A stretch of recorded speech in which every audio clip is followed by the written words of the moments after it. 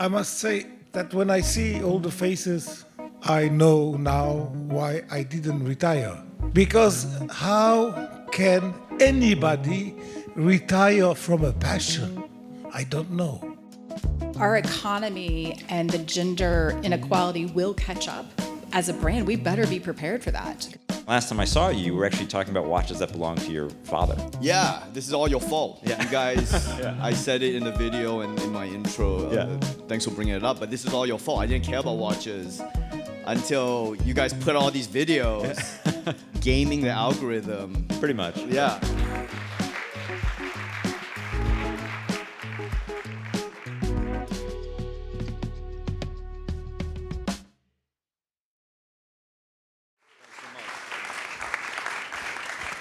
Thank you. Hey everybody, welcome to the House of Craft Day 3. This is a good day. This is a really good day. So we, as Adam just mentioned, are starting off with no one less than Mr. Ronny Chieng. How you doing? Thank you. I'm happy to be available for you guys.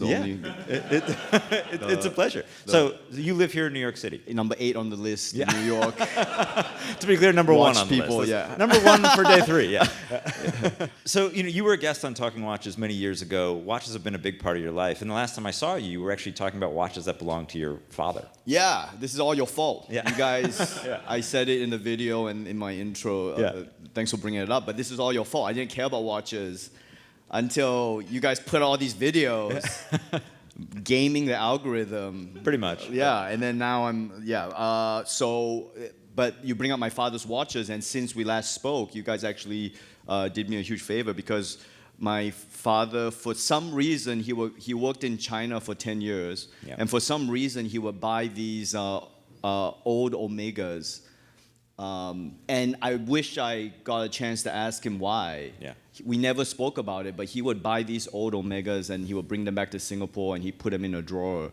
And he wasn't really a collector, and so I have no idea why he would do that, but he would just buy these, I guess, broken Omegas. So when he passed away, there was like 15 broken Omegas in a drawer somewhere. And I guess it was his thing where in his head he was like, one day I'll fix these up. And he never got to do it. Yeah. And then I brought them to you guys, and you guys helped me fix them up. So now I got 15 of his watches, just like that. What's cooler than that, right? You talk about timeless collections. Yeah. I don't think anything can be cooler than that. And so thank you to you guys for helping me fix it up. Of course. And I brought them here today, and I was a little worried about bringing them. And then I walked into your main room, and I saw all these heavy hitter watches, and I was like, if someone comes in here to rob us, I mean, this is the last thing he's gonna go for. There's a watch made of a meteorite downstairs. If anybody wants to, that's true. There's a few of those around here. Yeah, if anybody wants to rob that first, go for it. But so is this one of the watches? Yeah, this is one of them, and I brought all 15. I don't know if I should even. I don't know if I should bring it out. Is this too tacky? Not at all. That's what we're here for. No, but that's what we're here for, right? Yeah. Even Hodinkee even gave me the cool watch case. Like, look how cool they made everyone. Anyway, they're just so tasteful with everything. So there's like a whole bunch of these watches that I have no idea. So they're like the Omega Seamasters, but they are the Seamasters that can't go into water. Right, yeah. Remember those That's generation correct, of Seamasters that could not get into, like if you put this in, if you wash your hands with this, it just breaks or something. Yeah, they just melt, yeah. Right, so I'm guessing this is worth like $100 on Facebook Marketplace. But it doesn't matter, right? The underlying value doesn't matter because this is all the stuff my dad gave me. And then now it's like I got 15 watches from my dad who passed away in 2018, right? And so that's really cool. It's like that movie, I can't remember which one, 27 Dresses, which is the one where someone dies and they keep sending gifts beyond the grave. Anybody know? Anybody know that movie? I don't think it's 27 Dresses. P.S. I love you. P.S. I love you. Okay, Yeah. that's a great. And also the Michael Keaton one where he dies and then he teaches his kid how to shave via VHS video.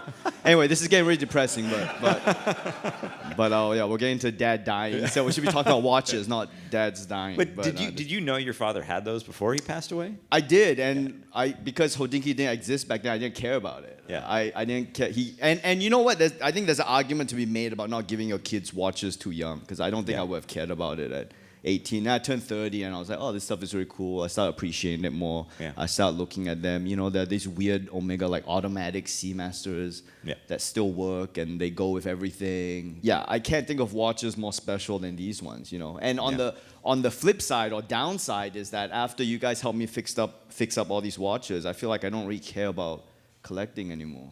Because I think I'm done. I feel like I'm done. I Like, mean, that's kind of a healthy place to be, if I may say. Yeah, I think don't, so. No shade towards anybody else out here, but that's a good spot to be. I know. I think I'm done. Like, how many does one person need, right? Like, am I gonna Morgan King it onto my ankles? One watch on every limb, like where you. So I think. Putting your dad's watches aside, and so like when people ask me what my favorite watch is, it's the watch my grandfather gave me. Like that's a given. But putting that aside, because that's a special spot. So are you wearing anything else besides your father's watches these days, or? So on the topic of collecting, I feel like I got to that place where all-time great watch collector, Mr. John Mayer. Shout out, Mr. Mayer, for making the best video on the internet.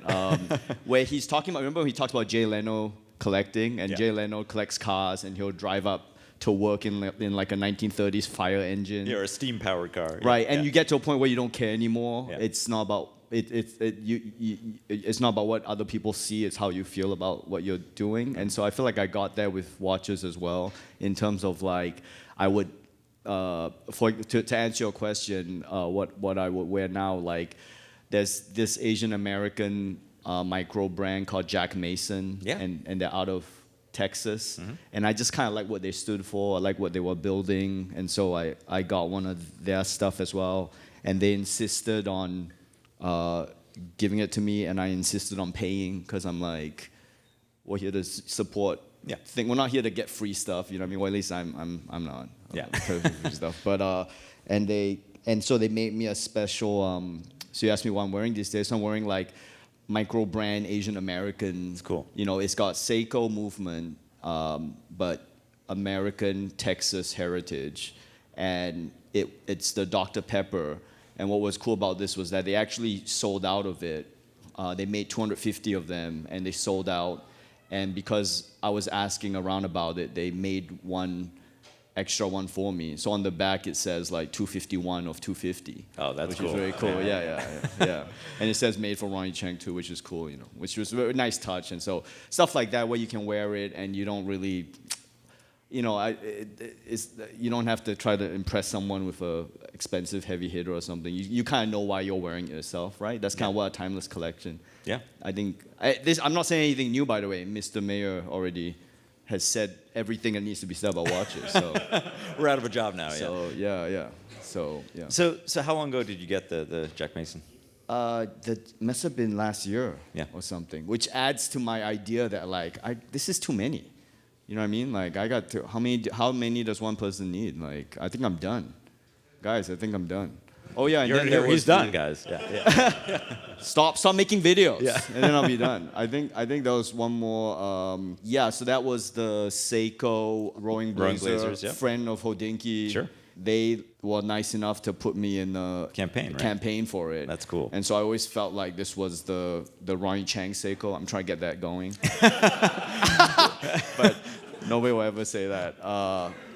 I think pink salmon dial, really cool. They made a whole bunch of these, and I don't know. I really like this. And also, it's the kind of watch where you wear it and you're not worried about getting robbed as you're running around New York City doing. Is that a real concern of yours, honestly? Probably not as much as it should be. I walk around with impunity. I think because I'm like a guy in New York City, but my wife is always like, "What do you?" Because I run around doing stand-up shows at night a lot of the time. So she's, women see New York City at night a lot different than us guys, and so she's always, head on a swivel. And meanwhile, we're like walking around, like we're on our phone, we're like, looking, listening to music or whatever, So I have never had anything bad happen to me, but anyway. But the point is, this is the kind of watch where you don't have to care about it too much. You're not too worried. Yeah. You can bang. You can literally, like, bang this on the train and no one's gonna. I don't know. But so I ended the collection. I was like, it's too many. It's too many now. Stop, please. Somebody stop. Stop making watches. Rolex, stop making it. And I was doing a stand-up show in LA, and my friend David Lee, who is the guy who, I guess he's the biggest Rolex dealer in America. This is Ferrari collector, The David Ferrari Lee? collector, David Lee. He's like, so what do you want, man? What are you looking for? I'm like, no, I'm fine. I'm not looking for anything. I'm fine. I'm good. No, it's all right. Yeah. And then he's like, okay, well, if you ever, I said, I'm on the list for Daytona. I don't care if it's 20 years. Don't worry about it. I'll wait it out. It's no problem. And then obviously the next day he's like, oh, come over and get it. Yeah. And so I have to go to his place in the OC in LA, and then he hooked me up with this one. And this I swear to, it's the last one. This will be a Panda White Daytona, and I just filmed the F1 TV pilot for this show, F1 show, and so I got to wear this on screen, like I snuck it on screen. That's the cool. whole time. So that's my trick for increasing value is I just keep sneaking watches on screen. Like I wore this on the Doogie Howser reboot. I wore this Hulk Submariner on screen all the time. I'm always like checking the patient's pulse on the thing, just trying to up the value of these things, which is a hack. I told other comics that too. Like, if you wear it on stage, and you get that stage shot of you talking to a microphone. There's all these wrist spotters on Instagram. Watches of celebrities on Instagram, et cetera, et cetera. And then you can call it game worn. It's like a game worn jersey. It's like this was worn at MSG. Yeah. You know what's amazing is like the first time I met like Ed Sheeran or something like that. Like I asked him if he ever knows it. And he's like 100%. Like they follow this stuff. They want and Tom Brady, like they want their stuff to be spotted in the right way. Right. Yeah, I guess so. Yeah, I guess it would. If you're performing in it, I guess it would increase the value. Yeah. And so obviously, you mentioned John a few times. Like he's a central figure in the entertainment musical watch world. Yeah, he kind of became the watch main character. He kind of did. Yeah, he really did. Thanks again, John, for everything up there.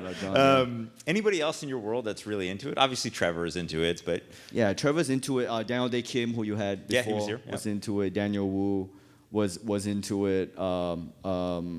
Who else is a big? It's funny sometimes. Again, this speaks to Hodinkee's reach and influences. Sometimes I'll be the number of people who come up to me and be like, "Oh, I saw your Hodinkee thing."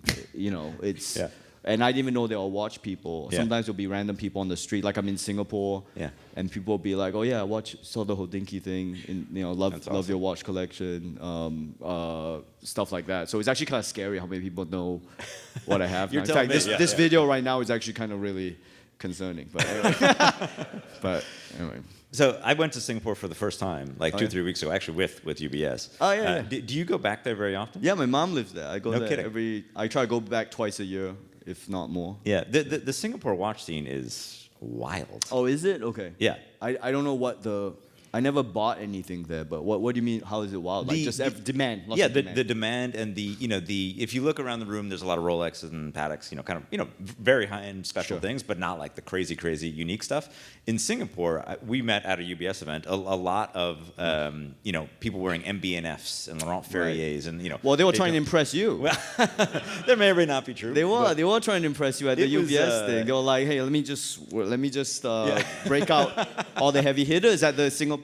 Because they don't get a lot of you never go there, It was my first time. They don't get a lot of international watch attention, I think. So when they come, everyone has to bust out the thing, the limited edition meteorite, whatever, Singapore is. It was really fascinating just to see, and again, this was a special event. But they're just walking around the street. I saw people wearing crazy stuff that you don't see, and I guess it's really safe there as well in a way that New York is not. That's right. Singapore very affluent, very safe. It's kind of like Asia's Wakanda. Yeah. If you think about it, they are kind of like Asia's Wakanda, and so they've got the finances to have that stuff, and also they like you said, it's very safe. So they'll wear it. It's no problem. Yeah. So we're going to do a few more, and then we're going to open it up to questions. So get thinking about what you want to ask Mr. Ronny Chieng. But talking about we're talking about timeless collections. Yeah. Right? So what is your opinion on it? You know, timeless. So I said, so the first thing that we did on Monday was an interview of me, and I said, but I'm a different audience. So I think like the thing for me that has changed is in the beginning, you know, I had no money, I couldn't, you know, I was just happy to be here, so to speak, which I still am. But I wanted to own everything. I wanted to experience everything. So all the Daytonas, all the, you know, vintage new Patek's, whatever. And now, like my wife for my 40th birthday, I said on Monday, nobody's ever really given me a watch. It happens really very infrequently. Not even as part of corruption. I wish that were true. Sadly, that's not true. Not even for prime placement in the Hodinkee. Believe me, I wish that were true. Well, here you go. Offers are open. Send them over. Yeah. It's never happened before, so. So for my 40th birthday, my wife gave me a 36 millimeter day date in platinum with a little inscription on the back from her, and like that's the watch that means the most to me.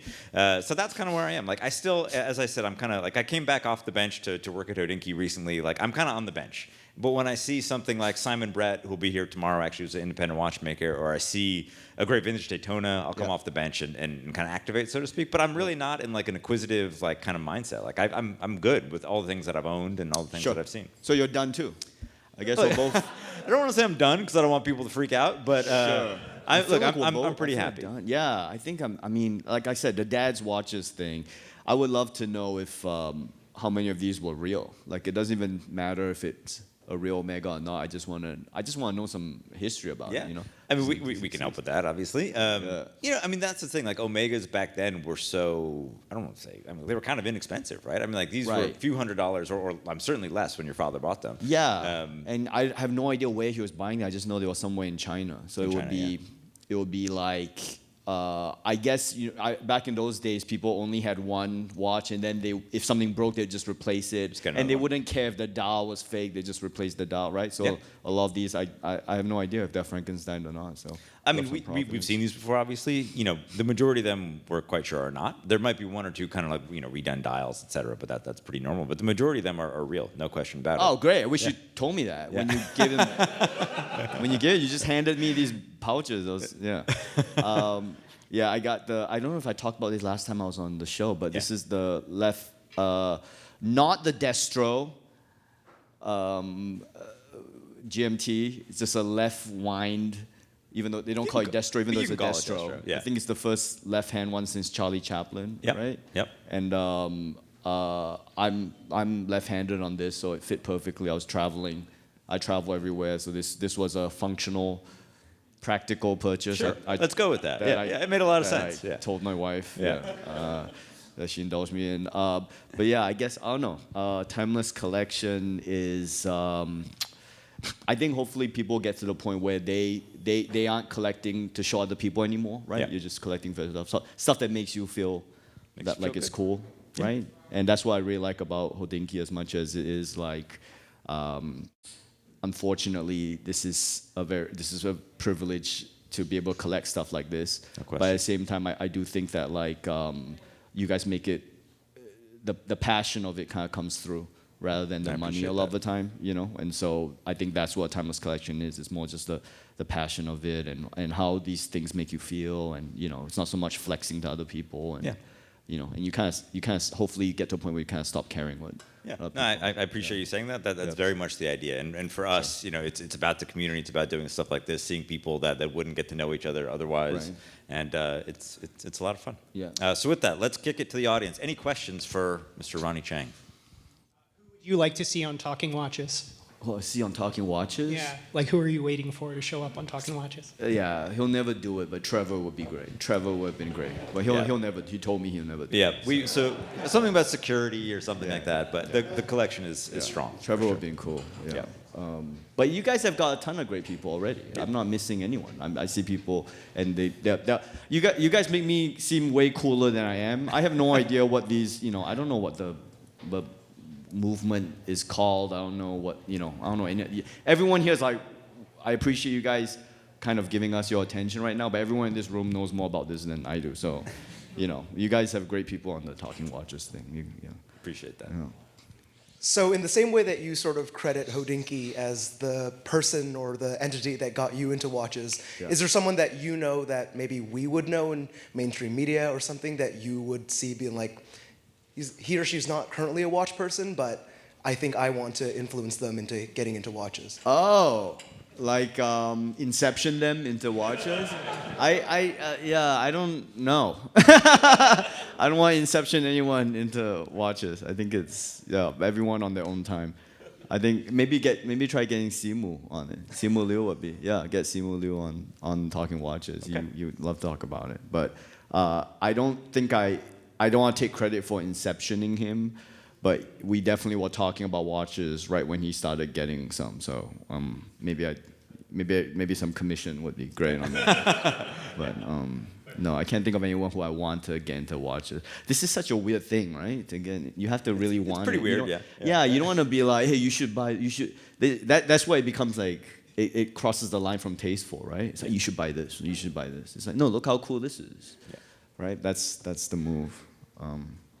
What else? In the back there. What watch does your wife wear? Oh yeah, none. She doesn't wear it. Doesn't want one. I was like, hey, should I get something for you? She said, no, not interested. Not even an Apple Watch. She thought she would get an Apple Watch, but she didn't even get an Apple Watch. She doesn't care about it. Yeah, doesn't care about watches at all. Yeah. I'll show her like, look at this, and she'll be like, I don't care about any of this. She'll be like, that's ugly. She'll be like that, like this Grail watch. Like, that's ugly. Looks like. That's what she'll say. Yeah. Oh yeah, I showed her the Paul. I showed her the Paul Newman. Like, hey, what do you think? Like, just no context. Hey, what do you think? Does this look cool? She's like, that looks like. Did that really happen? That really happened? Yeah. We had some other questions. Yep, in the back there. Just on the topic of building a collection, do you want to speak to some of your biggest mistakes along the way? Oh yeah, that's a great question. I think early on, I was lucky. I didn't go crazy on bullshit like early on. In my head, the functional part of my brain was like, I just want one functional watch. I wasn't trying to build a collection, so I spent weeks going down this Speedmaster rabbit hole. That was my very first nice watch. And I was like, I'm just gonna get one, so I better make sure it's the right one. So it's just weeks of like, and then I guess I picked the right/wrong watch to go down a rabbit hole, because that rabbit hole was so deep with Speedmaster. I lost like months of my life trying to figure out what was the right one. Not, vintage and current models, and then the first Omega in space, and then there was the Pro, and then finally I got the one watch. I was like, okay, that's it, I'm done. And so I never made the mistake of, I guess I didn't have the ability to just go crazy with like 5 terrible watches. Which Speedmaster did you get? First Omega in space, the leather strap one. Nice. Have you seen the new white lacquer dial one? I did. Somebody's wearing it right there. Someone's wearing it over there. It's good. Yeah, that one. Yeah, it's all cool. I mean, Speedmaster, I don't think you can go wrong with that. Two-parter. One question, I know you said you're done with watches, but do you have a Grail watch? That's the first question. And the second question was, aside from watches, is there anything else that you collect? Grail watch? No, I don't think so. I genuinely, I feel like this is enough. I think I got, because I guess all of my dad's watches are like Grail watches. I mean, I wouldn't sell any of this. No, I know Grail watches. Yeah, I don't think so. And then anything else I would collect? No, I don't really. I try to be like minimalist and like more Buddhist with stuff and like let things go. So I don't want to collect too many things. Yeah. So also I live in New York City. Like you can't collect stuff in New York City. It's just dumb. The square footage just doesn't make any sense. Yeah. So no. Yes, right here.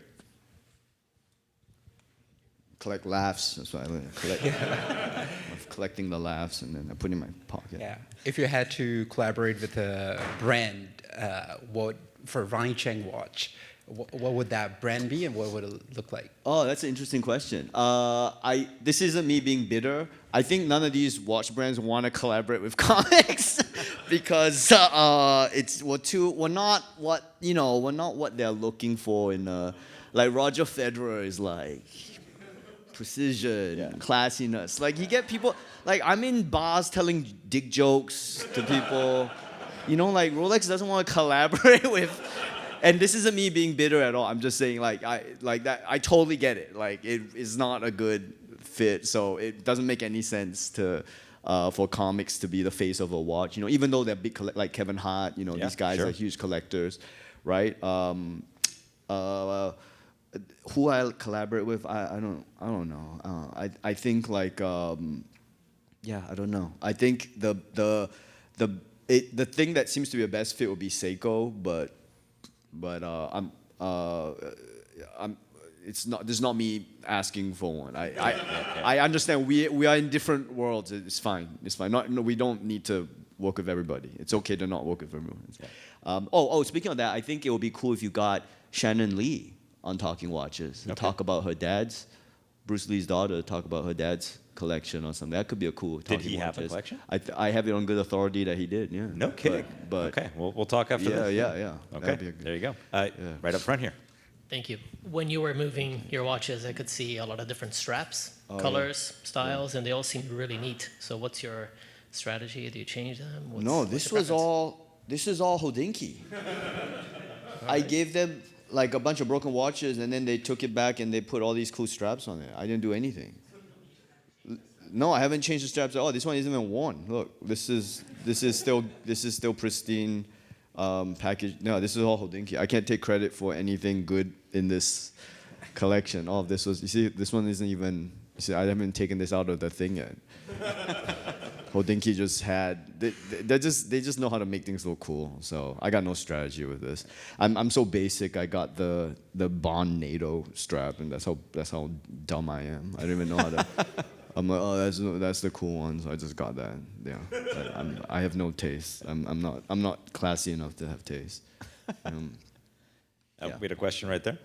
Hey, Ronnie. I've got two questions. Yeah, please. One, hopefully, more just cursory, but what are your thoughts on sort of like Asian culture culminating with like watches being a part of, kind of bringing that heritage out, where it's always been more of a, Swiss European focus? Yeah, I think that's really, I think it's really cool. That's what attracts me to Seiko, was that they were the guys who caused the quartz crisis and almost ended the game for everyone. Right. Because they were pursuing this perfection. So in that way, they're kind of underrated, because they had at that time they were the most accurate watch when they invented the quartz movement, and it almost killed the game so hard. And then now they have the spring drive, which is actually probably the best movement, technically speaking, but everyone's a bit iffy about it because it's electricity and it's Seiko, so it has that because we're all colonized in our minds that I come from Malaysia and Singapore, so I'm speaking for myself. Like we're all colonized in our minds that like Rolex is the best versus like Grand Seiko, which actually, if you look at the workmanship and all that, is actually objectively the best. So I do take pride, I guess, in that of like, oh, look at these underrated guys who almost destroyed the entire game by being the best at it. And so I think it's nice to, going back to what I was saying before about collecting things not worrying about what other people think, and you can get a Seiko and be like, oh yeah, this is cool for reasons which I believe in, So I do think it is really cool what they're doing, Grand Seiko. And I guess the second one's more personal, but what sort of connects you with, like once you pass a certain number of pieces, you can only wear maybe like once at a time, and you can try to wear three times a day, but maybe 4 times. Yeah. However, but what sort of connects you and like builds that connection with the watch? How does that work? There's some of that, but honestly, for me, 90% of it is just practicality. Yeah. So if I'm flying, because I fly a lot for work, because I'm on tour, or I fly to Singapore, I fly a lot. So a lot of the time, I just want something I can wear that for 18 hours on a flight to Singapore that doesn't destroy the skin on my wrist. So that will be like the NATO strap GMT or something, that can, it's just practicality. So it comes down to practicality a lot of the time. Like I don't want to shout out all the robbers. I don't want to travel with more than like two watches. So I'll be like, I'll pick something that if I know I'm on a long trip, I can wear that for like a week. It's practicality, you know. So for example, these ones I wear a lot at when I'm in town, but when I'm traveling, it's less practical because I don't want to have to worry about it being underwater or something. So I make sure it's waterproof, and I make sure it's GMT, so it's tracking time that I actually need to track in New York City and my home. You know, practicality and comfortable. Yeah, so. That's my connection to the watches now. It's a lot of practicality, and then the fun comes in. You have all these, and then you can, you know, every day you just wear a different one, and then you see what happens. Like if you're wearing like shorts and slippers, and then you wear like, what's the rotation today? It turns out to be the Daytona, and then you dress like shit, but you're wearing a Daytona watch, or vice versa. You would dress nice, then you wear like a Mickey Mouse watch, and and it's all fine. It doesn't matter. You're just rotating it, and So the fun is in almost seeing what happened today with it, right? You just pick one at random, and then, very privileged to say that. But again, these were gifts from my father. This wasn't me being douchey. So I think it's fair to talk about. Question in the back there. Hey, Ronnie, is there a dream project that you have in mind, whether it be a feature film or a comedy set, where you would be excited and proud to wear your dad's two-tone Rolex? Or is that like too personal and showing it in a project like that? No, I got no qualms about that. That's putting it almost too much on a pedestal. To be like, first time I performed at Madison Square Garden, I was opening for Dave Chappelle, I wore my dad's watch. Just to be, oh yeah, hey dad, look cool, I'm at Madison Square Garden. And the weird thing was like when I took out the watch and I hadn't worn it in months and the time stopped, and when I put it on, the time was right. Wow. Can you imagine that? That's great. The universe is weird. Yeah. The universe is weird. Yeah. But I wore that at Madison Square Garden. Yeah. So if it's a cool gig, I'll wear it. I wear it on my comedy specials. I wear my dad's watch on the comedy specials just to be whatever, you know, just little touches. But I don't think it makes. In fact, if anything, it's actually distracting. You probably should not wear it because shiny watches on your wrist when you're performing, it's actually a no-no. You shouldn't do that. Is that so? I think so, right? Because when you're watching someone perform and it's like there's like glare coming off his wrist, like that's actually a bad thing, I think. So it's actually, I probably shouldn't be wearing it, but. Yes, right here. You talk about sneaking watches into movies and TV shows and stuff. Yeah. Have you ever run into conflict with the wardrobe department on it? No, I think I'm giving the game away here, but I'll wear the watch. I'll ask them if it's okay do you think this guy will wear it? Usually, thankfully, everything I have is pretty tasteful, and they're like, yeah, that guy will wear that, and then you get it on screen. So in Megan, I'm wearing the GMT. I'm the asshole CEO. I'm wearing like the root beer GMT. I'm like, yeah, that fits, I guess. And then the only conflict is because they need to have they need to prep a replica, not even a replica, just like a replacement in case something breaks. They need to have it ready. So whatever you have to like show them, and then they have to go find something that they can replace with in case your watch, for whatever reason, breaks. So that's the only potential kind of conflict. Yeah, when you're filming with watches. Yeah. Cool. We have time for two more. This is great, by the way. Thanks for questions. Yeah. Of course. Yeah. I hope I spoke to the theme of this. I feel like we just ended up hanging out, but that's kind of the idea here. Sir. Yeah, Ronnie, what was your reaction when you first heard from Hodinkee to do the talking watches? Did you understand the depth of this industry? Yeah, I thought it was cool because, like I said, I was watching a lot of the videos. So when they asked me if I wanted to be part of it, that was one of the ones where I told my publicist, like, yeah, we're doing that for sure. Because usually they run it by you and they'll there's a lot of stuff I say no to because there's a lot of dumb podcasts out there that. That's true. You know, every stupid has like a podcast. So I'm like, I say no to that stuff. And then when this thing came in, I was like, oh yeah, that one, that's the podcast. That one's the one to do. So I did feel honored to be asked on, and until today, I still feel honored that you guys asked me to talk about this stuff that I know nothing about. And everyone here is like way more knowledgeable than me, and I'm like trying to tell them about movements, you know, like this is actually not a destro, and you know, and people are like, yeah, we know, man, we like people here probably we designed that watch that you're holding. Last question. Yeah, right here. Hey, thank you, Ronnie. Two-part question, really. are you coming back in Crazy Rich Asians 2? Oh. And what are you going to be wearing tomorrow night at the Beacon? I don't know about CRA 2. I don't know. You know more about it than I do. Honestly, I don't know about the sequel. Hopefully. And then Beacon, I don't know. What's in the rotation today? I think Beacon. Oh, wait, I probably shouldn't say in case I get robbed, right? Okay. Wearing nothing. Beacon, I'm wearing nothing. No watches at the Beacon. It's gonna go raw. Guys, thank you so much. Ronny Chieng, No, thanks for you so having much, me. dude. Thanks for making me look cool. Yeah. Thanks, Ben. Thank you, dude. Appreciate it. Thanks, Hodinkee.